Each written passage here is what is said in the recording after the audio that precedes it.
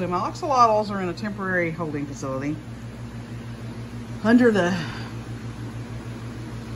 29-gallon tall that has my 5 pea puffers. And this is my one betta in with the horse-faced loaches and the corridors. These looks like skunk cories, but I was told they're not, so I can't remember what they are. So it is a very unpleasant situation because that's the door to the garage that stays open because there's cat litter in there. And the entrance hall of the house. This is the end of their tank and the beginning of my 120. A little bit of walking space and the end of this rack and the beginning of this one and my back door. So it's in the way, but it's the only place I can keep them cold enough. So when you go out of town, I don't have anybody to feed them. But I lost the cycle on the tanks. And when I say lost the cycle, I am not kidding. It's not that the nitrates went too high. I lost the cycle. And having people who've lost cycles before know that's all of it. So they are tough fish. None of them died. There's some here too, but they're all at the back end of the tanks. On Bob Keller's advice, I added floating plants. He's like, yes, they'll live in that temperature water. Are you nuts? And I put them in. So I'll show you Exhibit A.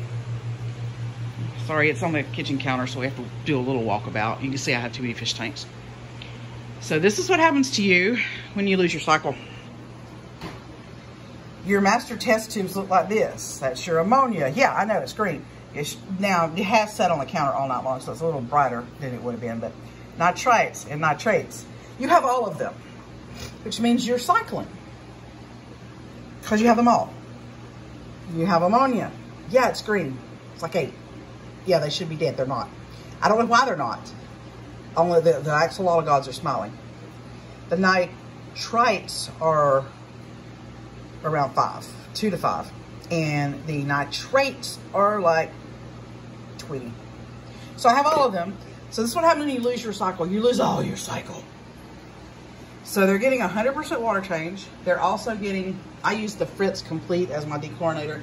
And I don't have it on the counter, but I have Fritz Zyme 7, which has the live beneficial bacteria. And every time I change the water and dechlorinate it, I throw in a couple of capfuls of Fritz Zyme 7 to help the beneficial bacteria. I added sponges that I keep in the goldfish tank because to help seed the bacteria some more. Because they're goldfish and they're in overstock 75. Definitely beneficial bacteria in there. So they're not dead. They're not particularly active.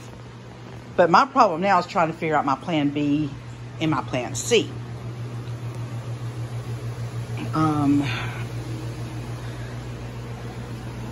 The problem I have is they have to stay cold. And the fish tank I would like to put them in is a 40 breeder. It's in the garage. I don't know if this summer I can keep it cold enough, even with 4 fans running on each corner pointing down.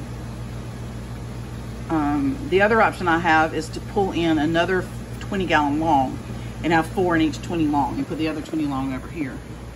Also have some more fans that I can set up to point in here. Plan C, I don't really want to do plan C, but I've got to do something for these guys. They're too many per tank, and I know that. Which is why I lost the cycle while I was out of town. The water change couldn't be done a couple of times during the week to keep ahead of any extra buildup of detritus in there or something. Even though they weren't fed for the week, I hadn't fasted them for days before. So they got to pee and poop while I was gone, and that was the beneficial bacteria in there couldn't keep up with it. Hence the complete recycling cycle. And I know I lost the cycle, like I said, because I have everything. I have ammonia, nitrites, and nitrates. Yeah, they're tough fish. Their gills seem to be okay. The only way you can really tell, I mean, the the wild types don't have red gills, and they're not bright red. So, but the leucistic ones are running a little bit pink, which makes me think that they're not flaming red.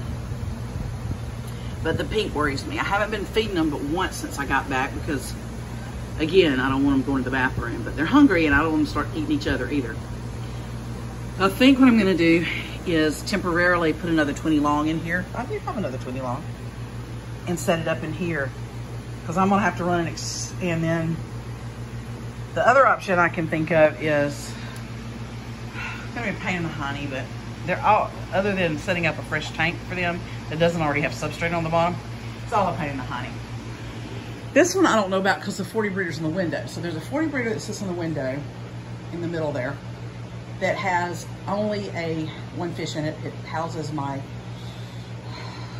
jaguar cichlid. And yes, it is too small for the jaguar cichlid. That's a whole nother issue. So it houses my jaguar cichlid. It wasn't a 120, but she's mean. So she's all by herself in a 40 breeder. I mean, she has swimming space. She's not huge. She's not like a male. If it was a male, it would be a really big problem. A female, it's only a mild problem. She's doing fine there by herself. It doesn't have a lot of substrate because it's mainly just sand. That's the easiest of my tanks inside the house I could pull the sand out of.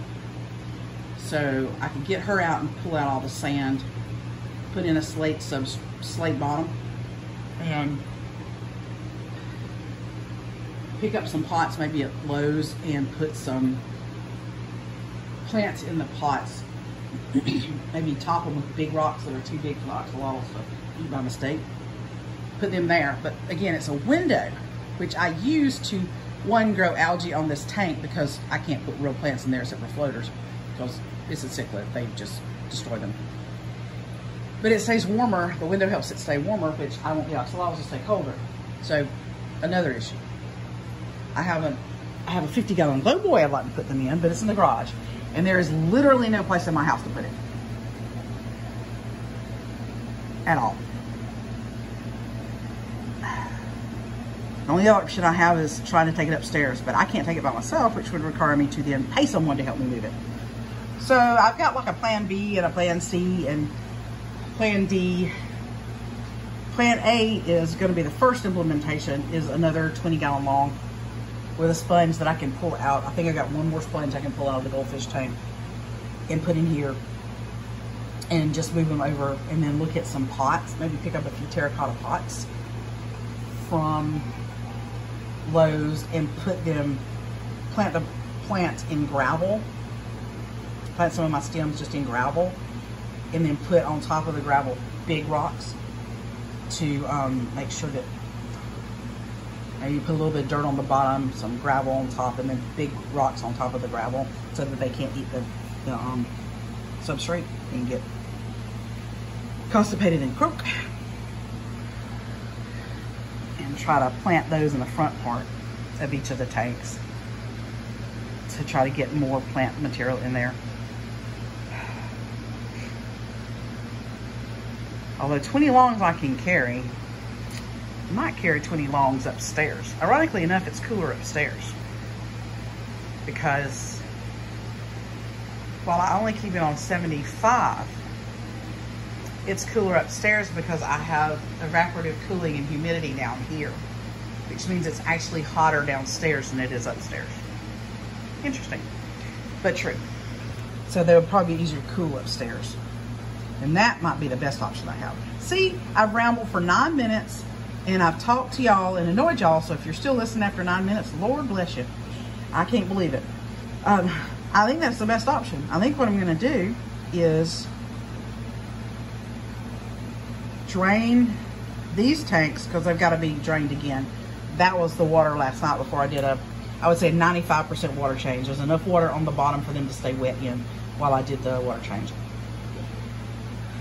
Water change them, move them into a bucket with just fresh water, completely drain these tanks, carry them upstairs and set up 320 longs side by side. Well, 220 longs side by side and 120 long on another location. I'm afraid the desk I have won't support the weight of 320 longs, so I don't think about it. And then they'll be upstairs where it's cooler. There's a dedicated plug that has nothing plugged into it, unlike here where it's just, see the cords, see the cords, see the cords. There's a thing hanging there.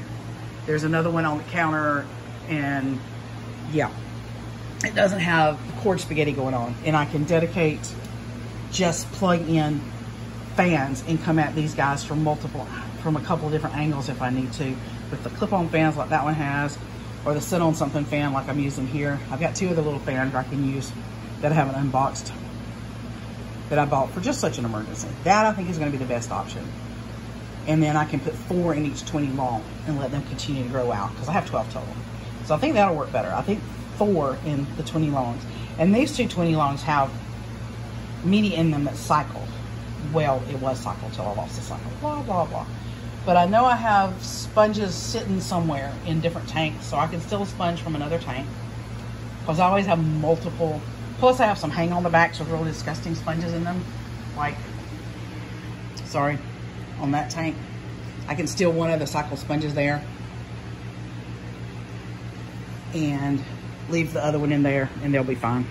And put it in the other tank. Run some more air in here.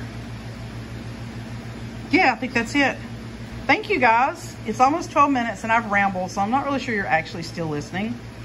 I don't know that I would be. I probably would be, because I'll listen to most people ramble on, because it's interesting to hear their thought processes. And boy, have you heard more thought processes than want to.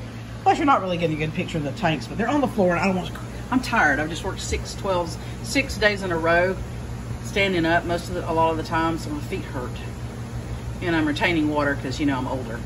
Good times. Need a fluid pill and to put my feet up, and to watch River Life auction, which is coming on any second now.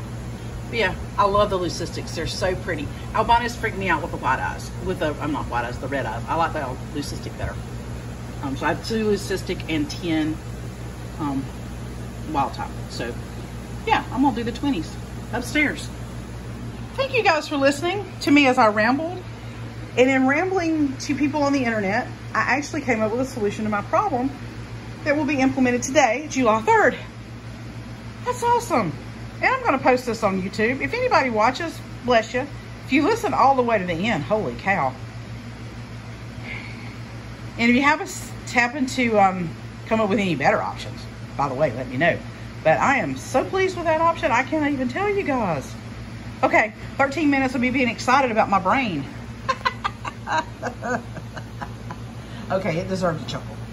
All right, guys, thank you for listening and being a sounding board, even if you're not in the room, because I don't have any Christian people to sound things off to in person. So I just sounded them off to people on the internet. It was as if I were talking to a chat room on the internet. And it helped me come up with a solution to my problem. Oh my gosh. And why didn't I think of that before? Who knows? Anyway, guys, you guys take care and have a wonderful 4th of July.